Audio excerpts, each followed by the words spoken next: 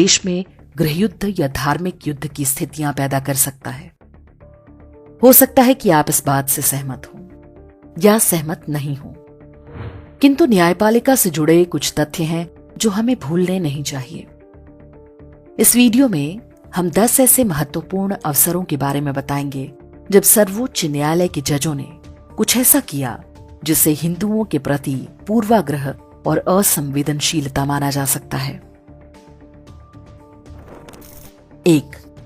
कश्मीर में वर्ष 1990 में हुए हिंदू नरसंहार पर जब भी सुप्रीम कोर्ट में याचिका गई, उसे अस्वीकार कर दिया गया। तर्क दिया गया कि बहुत समय बीत चुका है। लेकिन 6 साल पहले 1984 में हुए सिख दंगों की जांच के लिए उसी कोर्ट ने एसआईटी का गठन किया।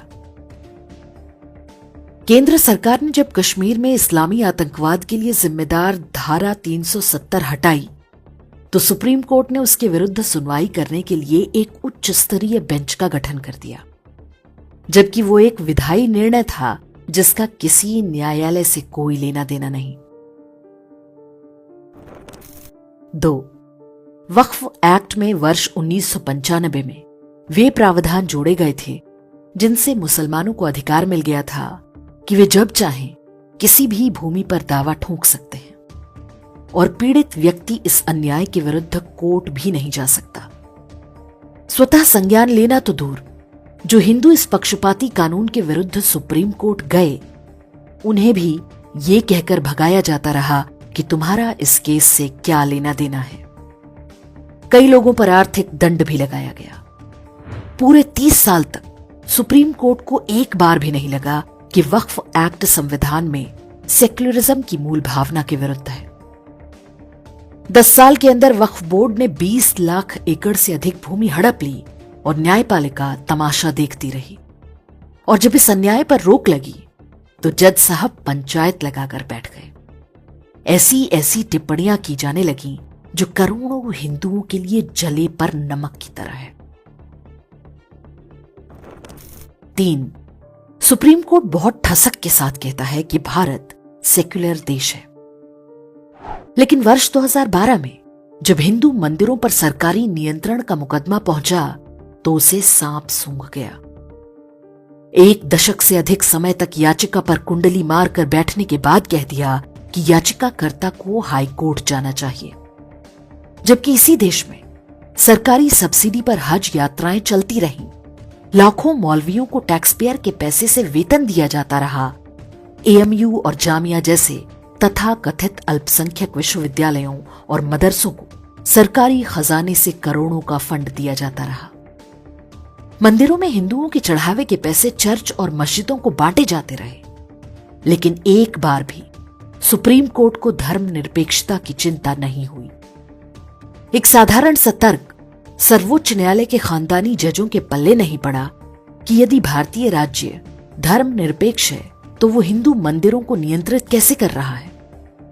हास्यास्पद बात ये कि वक्फ एक्ट पर सुनवाई करते हुए चीफ जस्टिस संजीव खन्ना उसकी तुलना हिंदू मंदिरों के बोर्ड से करने लगे।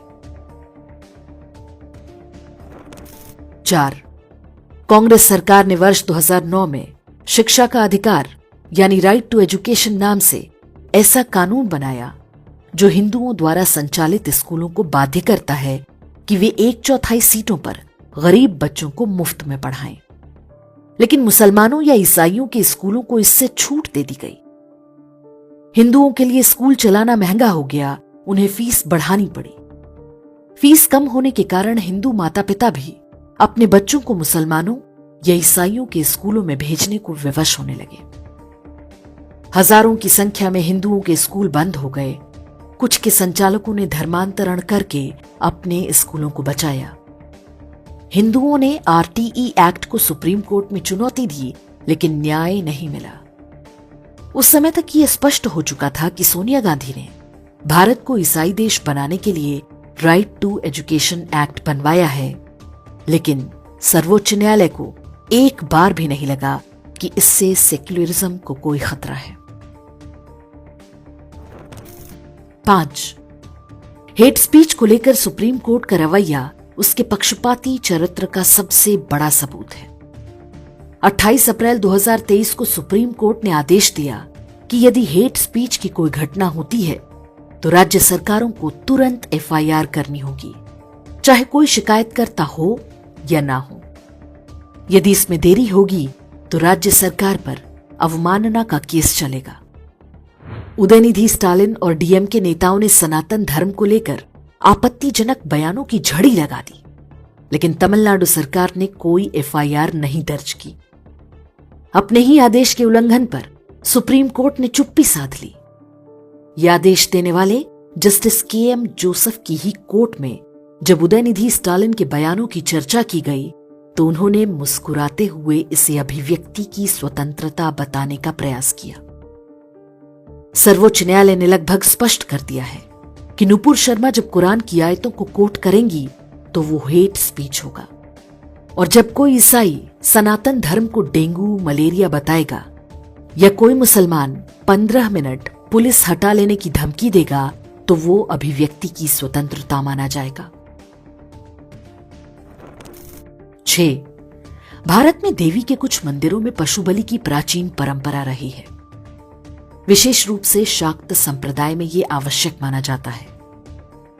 त्रिपुरेश्वरी मंदिर और कुल्लू के दशहरे के दौरान होने वाली पशु बलि पर कोर्ट ने रोक लगा दी। इसी तरह जल्लीकट्टू पर बैलों की रेस पर सुप्रीम कोर्ट ने रोक लगाई। लेकिन जब बकरीद में लाखों पशुओं की हत्या का विषय आता है तो न्यायपालिका गांधी का बंदर बन जाती है। बकरीद पर सबसे क्रूर हलाल तरीके से पशु की गले की धमनी और श्वास नली को धारदार हथियार से काटा जाता है, जिससे वो काफी देर तक तड़प तड़प कर मरता है। 7. मुंबई के लोकप्रिय दही हांडी पर्व पर सुप्रीम कोर्ट ने यह कहते हुए प्रतिबंध लगाया कि इससे लोगों की जान को खतरा है, लेकिन मुहर्रम पर होने वाले खून खराबे पर आज तक किसी भी अदालत ने संज्ञान लेने का साहस नहीं दिखाया। 8. सुप्रीम कोर्ट ने प्रदूषण की आड़ में दिवाली के पटाखों पर प्रतिबंध लगा रखा है, जबकि यह सिद्ध हो चुका है कि प्रदूषण उसी दौरान खेतों में पराली जलाने के कारण होता है। अदालत के आदेश पर हर वर्ष दिवाली पर हजारों हिंदू परिवारों का उत्पीड़न होता है, लेकिन जब पाकिस्तान की जीत पर मुस्लिम बहुल क्षेत्रों में आतिशबाजी होती है तो कोर्ट उसका कभी संज्ञान नहीं लेता। 9.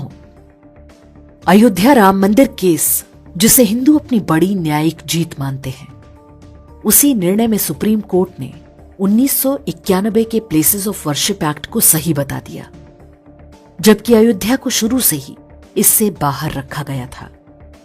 निर्णय पढ़कर ऐसा लगता है मानो हिंदुओं को अयोध्या का मंदिर देने के बदले में जज अपनी व्यक्तिगत कुंठा निकाल रहे हों।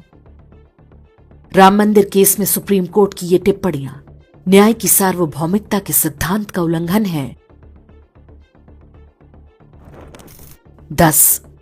शनि शिग्नापुर और सबरीमाला भारत में हिंदुओं के साथ न्यायिक भेदभाव का सबसे भयानक उदाहरण है। कुछ प्रायोजित महिलाओं से याचिका डलवाई गई और सुप्रीम कोर्ट पंचायत लगाकर बैठ गई, मानो मात्र इन 2 मंदिरों में यदि महिलाओं को नहीं जाने दिया गया तो कोई बहुत बड़ी आपदा आ जाएगी। सुनवाई के दौरान उन जजों ने भी हिंदू रीति रिवाजों और परंपराओं पर बेहूदी टिप्पणियां की, जिनके खुद के मजहबों में महिलाओं को पूजा स्थलों में घुसने नहीं दिया जाता। लेकिन उन्हीं दिनों जब हाजी अली दरगाह और अन्य मस्जिदों में मुस्लिम महिलाओं के प्रवेश का विषय आया तो सर्वोच्च न्यायालय ने लीपा पोती कर दी। ऐसे ढेरों और उदाहरण दिए जा सकते हैं जब उच्च न्यायपालिका ने दिखाया है कि एक जैसे ही मामलों में उसके पास 2 अलग अलग पैमाने हैं। वे ऐसा अनजाने में कर रहे हैं या जानबूझकर, हमें नहीं पता, लेकिन जो भी कर रहे हैं वो आग से खेलने से कम नहीं। ऐसे में ये संयोग से अधिक प्रयोग मालूम होता है। न्यायपालिका के खानदानी जजों पर या तो ग्लोबल लेफ्ट का प्रभाव कुछ ज्यादा ही है, या वे किसी ऐसे डीप स्टेट का औजार बन रहे हैं जिनके माध्यम से भारत को अराजकता और गृहयुद्ध में झोंकने की तैयारी चल रही है।